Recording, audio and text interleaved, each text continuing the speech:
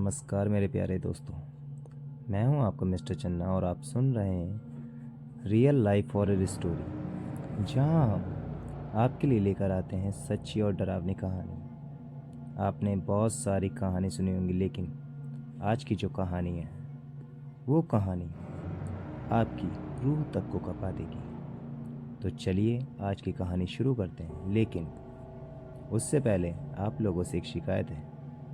आप लोग कहानी को पूरा तो सुनते हैं लेकिन लाइक नहीं करते। इस बार मैंने आप लोगों से बहुत उम्मीद लगाई है। आप इस बार वीडियो को लाइक भी करेंगे और चैनल को सब्सक्राइब करके अपना सपोर्ट ज़रूर दिखाएंगे। अगर आप लोग चाहते हैं आपका नाम वीडियो में लिया जाए तो कमेंट में अपना नाम और शहर का नाम लिखें। तो अब ज़्यादा समय नहीं लेते हैं, तो चलिए कहानी की शुरुआत करते हैं। दोस्तों, आज की कहानी उत्तर प्रदेश के सुदूर इलाके में बसा एक छोटा सा गांव नरकटिया। ना वहाँ ढंग की सड़कें थीं, ना ही मोबाइल का नेटवर्क और ना ही बिजली की कोई की व्यवस्था। गांव के एक कोने में खड़ी थी एक पुरानी टूटी फूटी हवेली, जिसका नाम था काल हवेली। लोग कहते थे कि वहाँ जो भी गया वापस कभी नहीं लौटा। कुछ लोगों का मानना था कि वहाँ किसी पुराने तांत्रिक की आत्मा बसी है। कुछ कहते थे वहाँ एक औरत की रूह भी भटकती है और रात को रोती है, और कुछ कहते थे हवेली खुद जिंदा है। लगभग 10 साल पहले की बात है। 23 अक्टूबर की रात को एक जीप जो दिल्ली से चली थी, नरकटिया की कच्ची सड़कों पर धूल उड़ाती हुई गांव में दाखिल हुई। जीप में थे 5 लोग। वेदांत चौबे, दिल्ली के एक न्यूज़ चैनल का पत्रकार जो भूत प्रेत और रहस्यमयी जगहों पर रिपोर्टिंग करता था। डॉक्टर अंबुज मिश्रा, एक पैरानॉर्मल एक्सपर्ट जिसे आत्माओं और तंत्र विद्या का गहरा ज्ञान था। और विवेक, अर्पिता और सौरभ, 3 युवा वीडियोग्राफर जो इस एक्सप्लोरेशन को रिकॉर्ड करने आए थे। जीप रुकते ही वेदांत ने कहा, अब हम आगे पैदल ही जाना होगा। हवेली गांव के बिल्कुल किनारे है।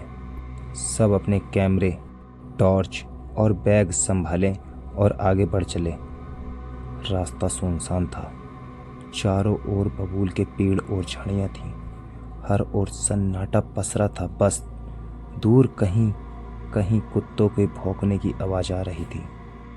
करीब आधा घंटा पैदल चलने के बाद वो पांचों एक पुराने लकड़ी के विशाल दरवाजे के सामने खड़े थे। दरवाजे पर काले धागों से लिपटी मिर्ची नींबू की माला लटकी थी। सिंदूर के हाथों के निशान दरवाजों पर चिपके थे। डॉक्टर अंबुज ने बताया, ये दरवाजे को गौर से देखकर और कहा, ये तांत्रिक रेखाएं हैं। इस जगह को बाहर से नहीं अंदर से बंद करा गया है। विवेक ने कैमरा ऑन किया। अर्पिता ने धीरे से दरवाजे को धक्का दिया। चर्र, दरवाजा बहुत धीमे धीमे खुला। अंदर से सड़ी हुई बदबू निकली। ऐसा लग रहा था जैसे वहाँ सालों से कोई बंद है। हवेली के अंदर धूल जमी हुई थी। दीवारों पर मकड़ियों के जाले, छत पर झूलते हुए पुराने झूमर और फर्श पर राख जैसी कोई परत थी। फिर अचानक अर्पिता की नज़र दीवार पर गई। वहाँ लाल रंग से कुछ लिखा था, शायद खून से, अविरल को मत जगाना। अब आगे क्या? अविरल कौन है? क्यों लिखा है कि उसे मत जगाना? क्या टीम अब रुकने वाली है या इस रहस्य की गहराई को खोजेगी? आइए सुनते हैं आगे की कहानी। हवेली की उस दीवार पर जैसे ही सबकी नज़र गई, सब चुप हो गए। लाल रंग में या शायद खून से लिखा था, अविरल को मत जगाना। वेदांत ने धीरे से पढ़ा और फिर चुप हो गया। उसका चेहरा थोड़ा सख्त हो गया था। डॉक्टर अंबुज ने बिना कुछ बोले दीवार को हाथ से छुआ और बोला, ये ताज़ा खून नहीं है, बहुत पुराना खून है, लेकिन कोई इसे छुटाना नहीं चाहता। सौरभ ने मजाक में कहा, अरे भाई, ये अविरल भी कोई भूत है क्या? सबको तो डरा रखा है। अर्पिता ने गंभीर आवाज में कहा, हो सकता है वो इंसान नहीं कुछ और हो। वेदांत ने तुरंत लैपटॉप से पुराने केस फाइल्स देखना शुरू किया। नेटवर्क नहीं था, लेकिन कुछ ऑफलाइन सेव रिकॉर्ड्स थे। कुछ देर बाद बोला, 1978 में नरकटिया गांव में एक लड़का लापता हुआ था, अविरल मिश्रा। उसके माता पिता ने रिपोर्ट दर्ज कराई थी कि अविरल पर किसी तांत्रिक ने झाड़ फूक की थी। लोगों ने उसे रात को खेतों में उल्टी सीधी हरकतें करते देखा था और कुछ दिन बाद वो अचानक गायब हो गया और फिर कभी नहीं मिला। और ये सब सुनकर जैसे पूरी हवेली में सन्नाटा हो गया हो। तभी एक जोरदार झटका लगा। हवेली की एक पुरानी खिड़की अपने आप जोर से खुली, धड़ाम। भी एक पल को डर से कांप गए। विवेक ने फौरन कैमरा उस दिशा में घुमाया। खिड़की के पास एक धुंधली सी छाया दिख रही थी, जैसे कोई बच्चा दीवार से झांक रहा हो। अर्पिता ने कांपती आवाज में कहा, तुम सबने देखा ना, वहाँ कुछ था। डॉक्टर अंबुज ने आंखें बंद की, माथे पर तिलक छुआ और बोला, अब जो होगा वो हवेली तय करेगी। हमने दरवाज़ा खोल दिया है। अब जो अंदर है वो बाहर आना चाहता है। अब क्या होगा? अविरल की आत्मा क्या वाकई हवेली में है? टीम को पहली बार क्या दिखाई देगा और हवेली का असली रहस्य क्या है? आइए सुनते हैं आगे की कहानी। फिर हवेली में सन्नाटा और डर का माहौल पूरी तरह से छा चुका था। वेदांत ने सबको इशारे से शांत किया और सौरभ की कैमरे की लाइट बंद कर दिया गया। अब सिर्फ टॉर्च की हल्की रोशनी थी और कैमरे में वो थमी हुई सांसों जैसी खामोशी। खिड़की के पास सबने फिर से देखा वो छोटी सी परछाई जो अब धीरे धीरे दीवार की तरफ बढ़ रही थी। विवेक ने डरते हुए कैमरा ऑन किया, लेकिन उस परछाई का कोई चेहरा नहीं दिखा, बस एक परछाई जैसे किसी बच्चे का साया। अर्पिता ने धीरे से पूछा, क्या वो अविरल है? डॉक्टर अंबुज ने जेब से एक चांदी का तावीज़ निकाली और ज़मीन पर बैठ गया। उसने आंखें बंद की और कुछ मंत्र बड़बड़ाने लगा। तभी दरवाज़ा अपने आप बंद हो गया, जोर से, धड़ाम। सबने पीछे मुड़कर देखा। हवेली का मुख्य दरवाज़ा अब लॉक हो चुका था। बाहर जाने का रास्ता बंद हो चुका था। डॉक्टर अंबुज ने आंखें खोलकर कहा, हमें अब जो दिखेगा वो सिर्फ शरीर नहीं होगा, वो आत्मा होगी। लेकिन याद रखना, अगर वो अविरल हुआ तो उसका गुस्सा बहुत पुराना है। फिर उसी दीवार पर जहाँ अविरल को मत जगाना लिखा था, अब एक और लाइन उभर के आई, तुमने मना किया था, अब भुगतो। ये लाइन वहाँ पहले नहीं। वेदांत के चेहरे से पसीना बहने लगा और वो बोला, ये हवेली हमसे बात कर रही है। तभी एक और कैमरा अपने आप खुला। उस कैमरे के अंदर कुछ हिल रहा था। एक टूटी फूटी झूला कुर्सी जो बिना हवा के हिल रही थी और उसके सामने ज़मीन पर बिखरे थे पुराने बच्चों के खिलौने। उन खिलौनों के बीच में एक टूटा हुआ फोटो फ्रेम रखा था जिसमें एक 8 साल का लड़का हंसते हुए खड़ा था। उसके नीचे नाम लिखा था, अविरल मिश्रा। आगे क्या होगा? क्या टीम अब अविरल की आत्मा का सामना करना पड़ेगा? हवेली में कौन कौन सी शक्तियाँ मौजूद हैं और ये सब किसके इशारों पर हो रहा है? आइए सुनते हैं आगे की कहानी। कमरे के अंदर अजीब सी ठंडक थी। ना कोई पंखा चल रहा था, ना खिड़की खुली थी, लेकिन ठंडी हवा हर किसी की हड्डियों में उतर रही थी। अर्पिता ने कैमरे की जूम करके झूले की तरफ देखा। अब वो भी हिल रहा था। झूले के पास पड़े बच्चों के खिलौनों में से एक गेंद अचानक अपने आप लुढ़कने लगी। ठक ठक ठक। वो गेंद आकर विवेक के पैर से टकराई। विवेक कांप गया। ये क्या था? विवेक ने फुसफुसाते हुए पूछा। तभी झूले पर कोई बैठा दिखाई दिया। सभी के पैरों तले जमीन खिसक गई। वहां अब साफ साफ एक बच्चा बैठा था। सफ़ेद कपड़े, गंदे पैर और आंखें आंखें बिल्कुल काली। ना पुतलियां, ना कोई भाव, बस एक गहरी खाली और ठंडी निगाहें। वेदांत ने सांस रोककर कहा, ये अविरल है। डॉक्टर अंबुज ने उसी समय मंत्र पढ़ना शुरू किया, लेकिन बच्चा एकदम झूले से उठ खड़ा हुआ और धीरे धीरे सामने आते हुए कहा, तुम लोग आए क्यों? उसकी आवाज़ बच्चे जैसी नहीं थी।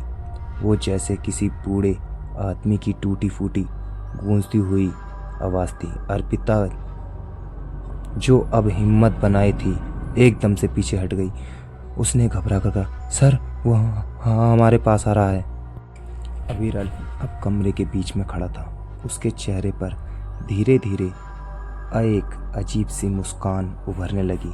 फिर अचानक कैमरे और टॉर्च की लाइटें बंद हो गई। पूरी हवेली अंधेरे में डूब गई। बस एक आवाज़ गूंज रही थी, अब तुम सब यहीं रहोगे मेरे साथ हमेशा। अचानक जब कैमरे का नाइट विज़न ऑन हुई, तब सभी ने देखा सौरभ गायब था। सौरभ! वेदांत ने चिल्लाया। चारों तरफ खोज शुरू हुई, लेकिन सौरभ कहीं नहीं मिला। झूले की कुर्सी फिर से हिलने लगी थी, लेकिन इस बार वहाँ कोई नहीं था। डॉक्टर अंबुज ने घबरा कर कहा, हमने बहुत बड़ी गलती कर दी। अविरल की आत्मा अकेली नहीं है, इस हवेली में और भी कुछ है, कुछ बहुत पुराना और बहुत खतरनाक। अब क्या होगा? सौरभ कहाँ गया? हवेली में और कौन कौन सी आत्माएं हैं? क्या अविरल किसी और की कैद में है? आइए सुनते हैं कहानी आगे की। हवेली के अंदर अंधेरा छाया हुआ था। कैमरे का नाइट विजन चालू था, मगर उसकी हरियाली में सब कुछ डरावना दिख रहा था। टूटी दीवारें, झूलता झूमर और एक खाली झूला जो अब भी हिल रहा था। सब सौरभ को ढूंढ रहे थे और वो ऐसे गायब हुआ जैसे किसी ने हवा में खींच लिया हो। अर्पिता रोते हुए बोली, अभी तो मेरे पीछे ही था वो कहीं जा नहीं सकता। डॉक्टर अंबुज फर्श पर बैठ गया और तांत्रिक चौक से एक गोल घेरा खींचा। उसने बीच में दिया जलाया और आंखें बंद करके कुछ बड़बड़ाने लगा। कुछ मिनट बाद उसके माथे से पसीना टपकने लगा। उसने आंखें खोली और बोला, हवेली में कोई तीसरी आत्मा है अविरल के अलावा, और वो बहुत पुरानी है, बहुत ज़्यादा पुरानी। वेदांत ने पूछा, क्या वो ही सौरभ को ले गई? डॉक्टर अंबुज ने बोला, नहीं, सौरभ को किसी ने नहीं लिया, सौरभ खुद ही चला गया, किसी ने उसे बुलाया है। तभी हवेली की ज़मीन से किसी भारी चीज़ के खिसकने की आवाज़ आई। घर का फर्श अपने आप खुला। नीचे की ओर एक सीढ़ी जा रही थी, जैसे किसी तहखाने में। अर्पिता ने डरते हुए कहा, सर सर सर, क्या नीचे नीचे क्या है? क्या नीचे वही है? क्या नीचे सौरभ है? वेदांत बोला, हो सकता हो सौरभ वहीं गया हो। चारों ने मिलकर फैसला किया, नीचे उतरेंगे। टॉर्च जलाकर जब सब धीरे धीरे उन सीढ़ियों से नीचे गए, नीचे एक पत्थरों से बना बड़ा सा कमरा था और वहाँ दीवारों पर कुछ पुराने संस्कृत श्लोक और भस्म रेखाएं बनी थी। बीचों बीच एक तांत्रिक की जली हुई लाश पड़ी थी और उसके चारों तरफ लकीरों में बंधे हुए कुछ अधजलित ताबीज और हड्डियां थी, और पास की दीवार पर लिखा था, तंत्र अधूरा है, उसे पूरा करो वरना सब खत्म। और फिर अचानक से जोर की सी चीख सुनाई दी, बचाओ! वो आवाज़ सौरभ की थी। सब डरते डरते पीछे भागे। जैसे ही वो तहखानों से बाहर आया, दरवाज़ा अपने आप बंद हो गया और फिर आवाज़ सुनाई दे रही थी, मैं यहाँ हूँ, मुझे इसने बुलाया है। ये वो नहीं है जो तुम सोचते हो। सौरभ की चीखें हवेली के हर कोने में गूंज रही थी। सब कुछ अंधेरे में था। दीवारें हिल रही थीं, जैसे किसी ने पूरी हवेली को झकझोर दिया हो। वेदांत, अर्पिता और विवेक तीनों डर और उलझन में थे। भागें या रुकें? क्या सौरभ की मदद की जा सकती है? डॉक्टर अंबुज, जो अब तक शांत थे, एकदम से बोले, हमें सत्य जानना होगा। ये सिर्फ आत्मा की कहानी नहीं है, ये एक पुराना बलिदान है जिसे अधूरा छोड़ा गया था। तय खाने के कोने में एक पुरानी किताब पड़ी थी, काले कपड़े में लिपटी हुई। डॉक्टर अंबुज ने उसे उठाया और पन्ने पलटने लगा। उसमें लिखा था, शक्ति का तंत्र अधूरा है। बाल बलिदान से जो शक्ति बनी थी वो मुक्त होते ही हवेली को शमशान बना देगी। और नीचे लिखा था, अविरल अंतिम यज्ञ का पात्र है, लेकिन यज्ञ रोक दिया गया और अब उसकी आत्मा भटक रही है। जब तक यज्ञ पूरा नहीं होता, हवेली से कोई बाहर नहीं जा सकता। वेदांत चौंक गया। मतलब अविरल किसी भूत का शिकार नहीं था, उसे बलिदान करने की तैयारी हो रही थी। तभी हवेली की छत से एक भारी चीज गिरी। सबने ऊपर देखा। एक तांत्रिक की सड़ी गली आत्मा हवा में तैर रही थी, आंखें लाल, बाल खुले और हाथों में बंधी हुई रस्सियां, जैसे किसी ने उसे बांधकर जिंदा जलाया हो। वो बोला, मेरा यज्ञ अधूरा रहा, अब मैं इसे पूरा करूंगा और तुम सब बलिदान बनोगे। अर्पिता डर के मारे जमीन पर गिर पड़ी। विवेक एक कोने में छुप गया। तभी झूले की कुर्सी फिर हिलने लगी और उसमें अब अविरल नहीं, सौरभ बैठा था। वेदांत ने डॉक्टर अंबुज की ओर देखा और कहा, क्या अब हमें खुद को बचाना है या अविरल या सौरभ को भी? उसी वक्त पास में रखा एक झूला अपने आप हिलने लगा। एक झूले में सौरभ बैठा था और एक झूला अपने आप ही हिल रहा था। इस बार उसमें सौरभ का चेहरा बदल चुका था। उसकी आंखें पूरी काली थीं, चेहरे पर एक अजीब सी सूनी मुस्कान थी और वो बहुत धीरे और आवाज़ में बोला, अब मैं सिर्फ सौरभ नहीं हूँ, अब मैं अधूरे यज्ञ का हिस्सा बन चुका हूँ। अब इस कहानी में क्या होगा? क्या तांत्रिक की आत्मा वाकई यज्ञ पूरा कर पाएगी? सौरभ को कैसे बचाया जाएगा? हवेली का शाप कैसे टूटेगा? और अविरल की आत्मा को शांति कब मिलेगी? आइए सुनते हैं आगे की कहानी। हवेली के अंदर का तापमान गिरता जा रहा था। हर दीवार से जैसे कोई फुसफुसा रहा था। वेदांत, अर्पिता और डॉक्टर अंबुज अब तीनों अलग अलग कैमरों में फंस चुके थे। विवेक, अब तक जो सबसे बहादुर था, वो अब दिख नहीं रहा था। वेदांत एक ऐसे कमरे में फंसा था जहां चारों तरफ सिर्फ आईने लगे थे।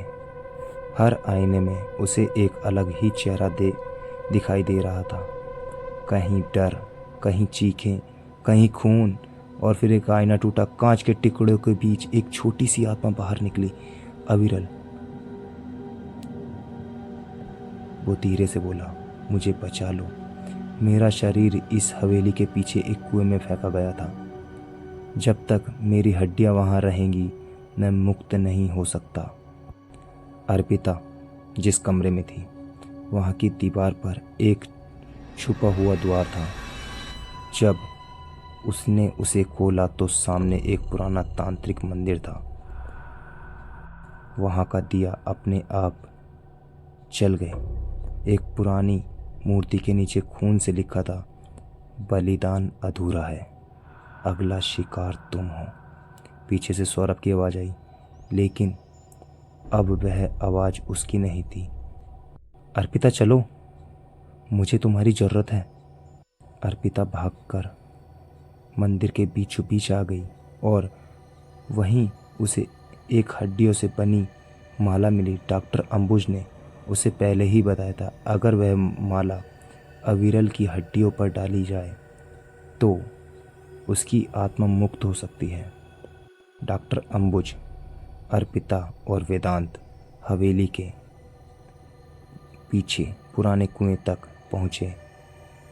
कुएं के आसपास घास भी नहीं उगी थी। वहाँ का माहौल जैसे कोई उन्हें घूर रहा हो। उन्होंने रस्सी से नीचे उतरा और वहाँ काले कीड़े में एक बच्चे की हड्डियाँ मिली। अर्पिता ने कांपते हाथों से माला निकालकर रख दी। अचानक एक भयानक चीख गूंजी। पूरी हवेली कांपने लगी। आसमान में बिजली कड़की और तांत्रिक की आत्मा सामने आ गई। और आत्मा तांत्रिक की हवा में उड़ गया और उसकी आंखों से आग निकल रही थी। उसने कहा, तुम सबने मेरा बलिदान बर्बाद कर दिया, अब मैं तुम सबकी आत्मा खा जाऊंगा। वेदांत ने जेब से पीतल का ताबीज निकाला। उसे डॉक्टर अंबुज ने मंत्र पढ़ने को कहा। वेदांत ने जोर से मंत्र बोला, ओम नमः शिवाय। आसमान से सफ़ेद रोशनी गिरी। तांत्रिक चीखा, फड़फड़ाया और भस्म हो गया। सौरभ वहीं बेहोश पड़ा था, लेकिन अब वो वापस सामान्य था। अब तांत्रिक की आत्मा जलकर राख हो चुकी थी। अगली सुबह हवेली शांत थी। अब वहाँ कोई फुसफुसाहट नहीं थी। झूला भी अब कभी नहीं हिला। अविरल की आत्मा मुक्त हो चुकी थी। डॉक्टर अंबुज ने अंत में लिखा, कभी कभी किसी आत्मा को शांति नहीं मिलती जब तक हम उसे समझने की कोशिश न करें। हवेली अब सिर्फ एक इमारत है, लेकिन उसकी दीवारें आज भी वो सिसकियाँ याद रखती हैं। तो दोस्तों, आज की कहानी आपको कैसी लगी कमेंट करके ज़रूर बताना। कल हम फिर मिलते हैं एक कहानी लेकर।